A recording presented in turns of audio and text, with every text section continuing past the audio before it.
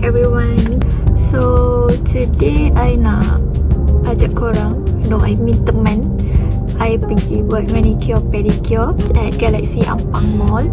So dalam tu memang ada banyak gila, memang beribu-ribu gila shop lot kedai yang ada servis manicure, pedicure, waxing, hair salon tu semua. So I nak pergi bawa you guys, teman saya juga at the same time pergi buat kuku. But before that, I belum makan lagi, so I nak makan roti dulu. So jom teman I makan roti. Sambil tu kita borak-borak lah ya.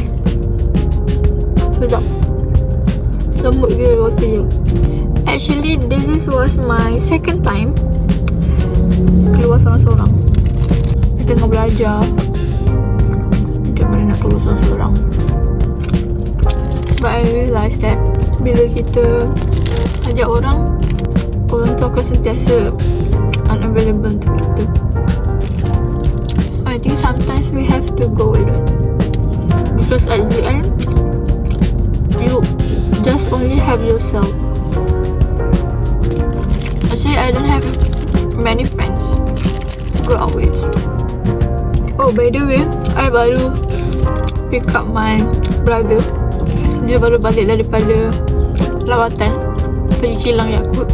So dia beli 2 paket Yakult biru dengan Yakult merah. Yakult biru ni I request saya nak isi warna biru kan. This one is light. So lepas saya makan roti ni, I nak minum ni. Tapi unfortunately tak ada straw. Sebab mana aku nak minum. Lepas tu cakap lah, Dek, mana straw ni dek? Lepas tu kata, ni Yakult bukan Vitagen. Damn, dulu Vitagen pun ada straw juga tau. Vitagen, dulu Yakult pun ada straw juga tau. Nak minum macam mana? Tak ada straw. Mungkin buka kat sini. Dia kalau sejuk sedap lah. Ni tak sejuk lah. Oh, es ni less sugar.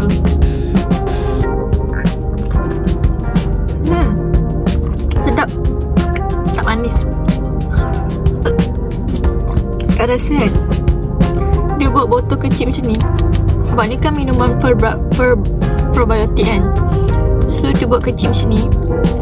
Ni macam dia punya dosage untuk probiotik lah, for me lah. Tapi tak tahu betul ke tak kan.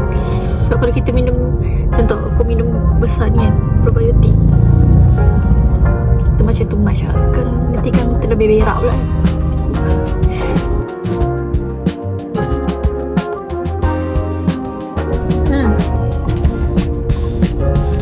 Habis, jom. Mari bergerak.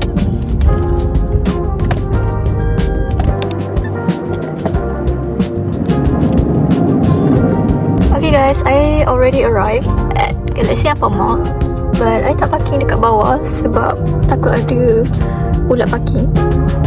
So banyak yang ambil parking tu foreigner, so I parking dekat basement, lebih secure. So I nak pergi dah. Bye, jom. So kita dah sampai. Kita nak naik lift. Kita parking kat level 2.